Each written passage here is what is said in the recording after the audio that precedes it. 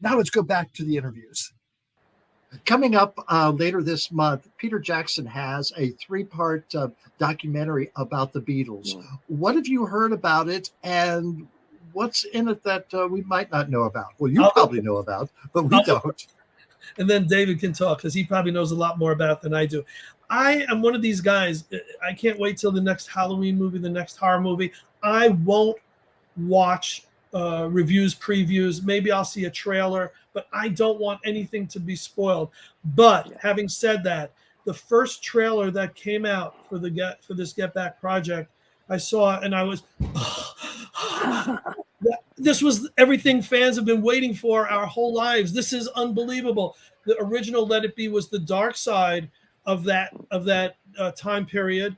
And yes, there were beautiful scenes in it, you know, John and Yoko dancing, them on the rooftop. But most of it was that gray, dark Liverpool I talked about earlier, which wasn't accurate. You know, it's a colorful, bright community. Well, now it's going to be the colorful. Is that a good comparison, David? Now this Let It Be is going to be Get Back, the bright, happy.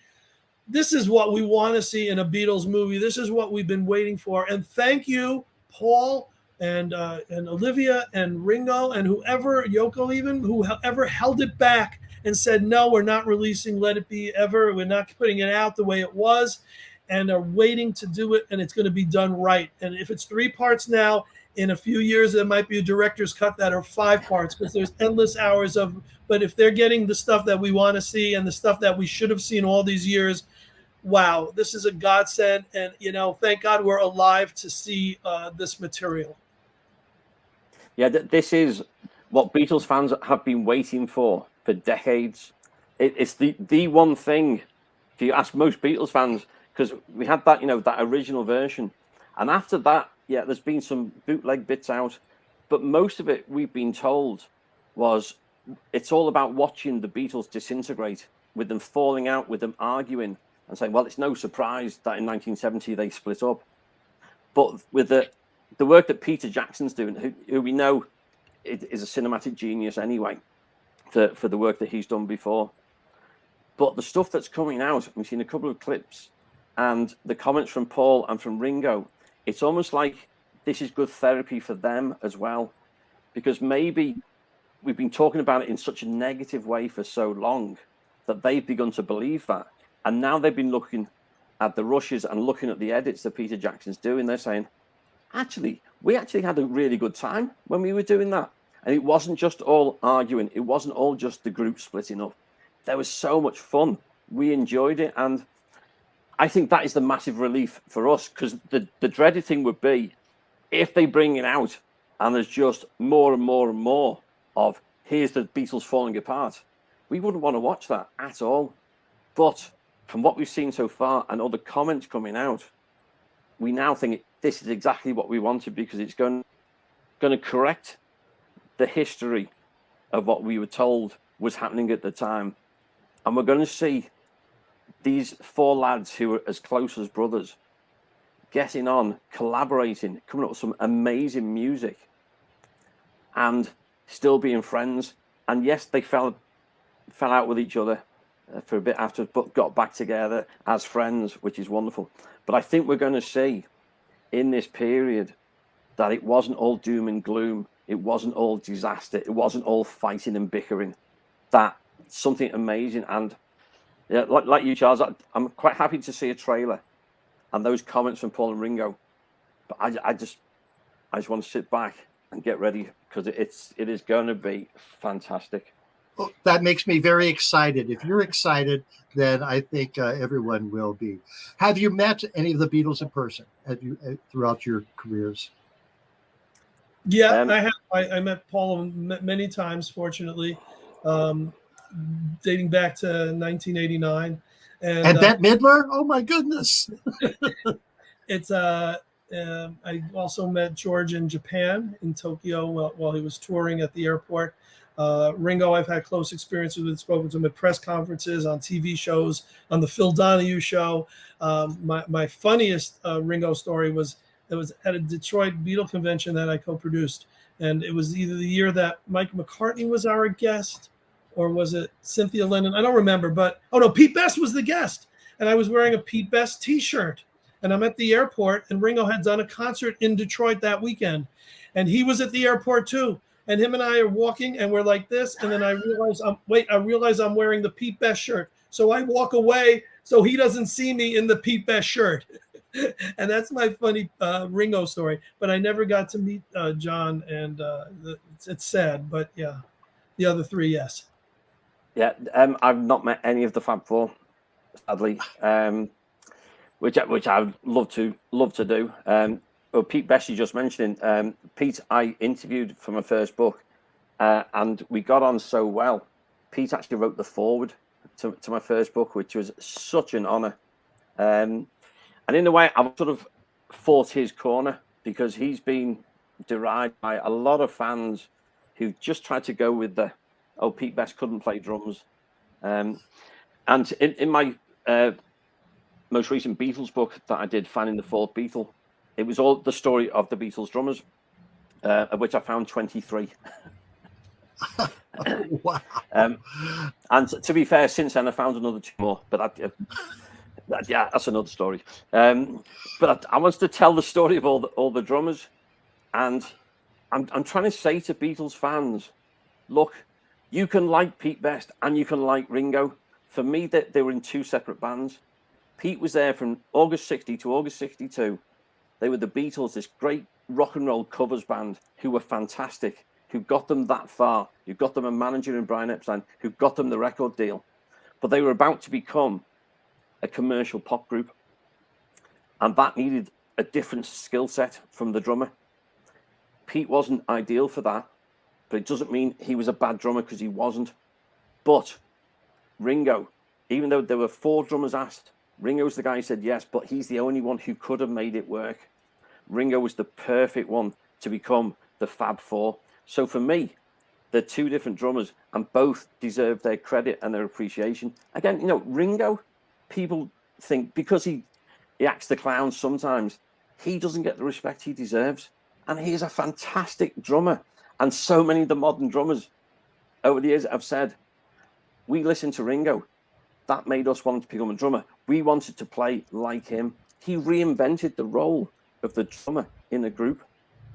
And he was so crucial and quite often understated. But what I did was I went back and I listened to all the Beatles albums start to finish.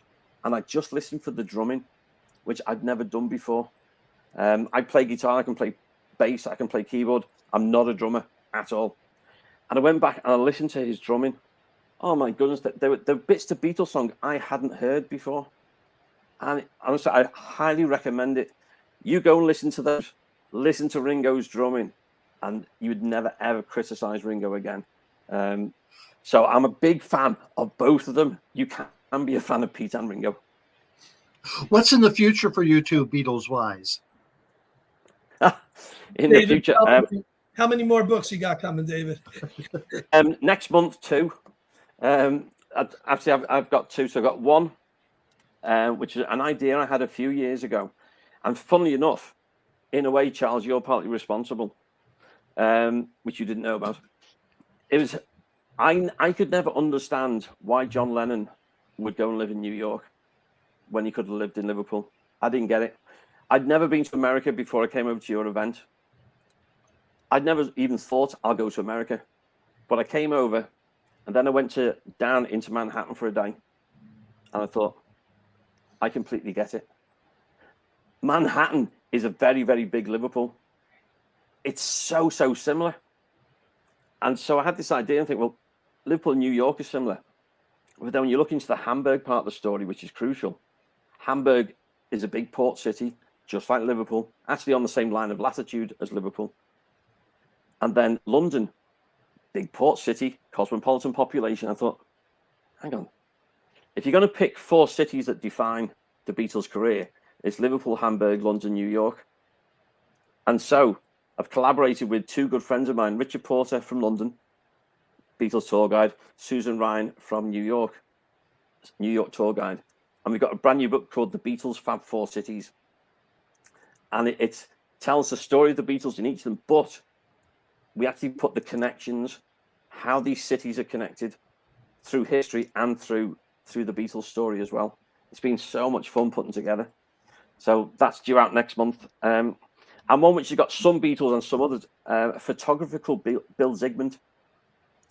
And he did some amazing Beatles photos. He's got his own suite in the Hard Day's Night Hotel here in Liverpool. He took the very first pictures of John and Yoko in London. He took the final pictures with the two of them before they headed off to New York. And we've got this collection of about 200 photographs. But it's not just Beatles then. We've got some of the other, the big groups, Jimi Hendrix and the Experience, The Move, Mark Bolan, all these amazing people. So in my very near future, I've got 2 books next month, and I'm working on 2 others at the moment, as well as I've got into documentary films. So in 2018, did a documentary film called Looking for Lennon, which tells the whole story of John's formative years from childhood through adolescence to becoming a Beatle, told through the people who knew John the best. So I'm loving that. So we're working on a couple of other film projects as well. Between that, I think I probably need to catch a few hours sleep. But apart from that, I've got nothing else to do. David, I could tell you and our host Amber, for the first time, I'm working on a Beatles book. Yes. It's a sequel to my book of top 10 horror lists, where 100 celebrities gave me their favorite horror themes. I'm approaching 100 celebrities to give me their top 10 favorite Beatle lists. Nice. So the book of top 10 Beatle lists hopefully will be out in 2022. I've already approached 200 people already. Half of them have come through. I need another half. And that'll be very exciting, because we'll hear, what other celebrities, rock stars, athletes, movie stars, favorite Beatles songs are, favorite Beatle albums, favorite Beatle themes. I also produce a yearly Beatles festival in Connecticut usually, and other cities when I'm called in to do that.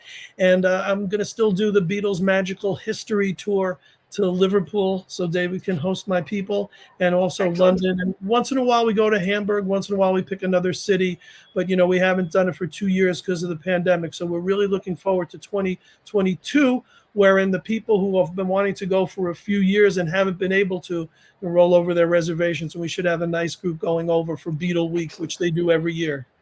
Brilliant. Wonderful. All right. Well, thank you, gentlemen, so much for sharing your history of the Beatles, with the Beatles, and it's brought back many memories, and I'm sure my viewers appreciate it as well. Thank you very much. Thank you for having us. Thank you. I want to thank those guys so much for taking the time to talk to me. Fascinating.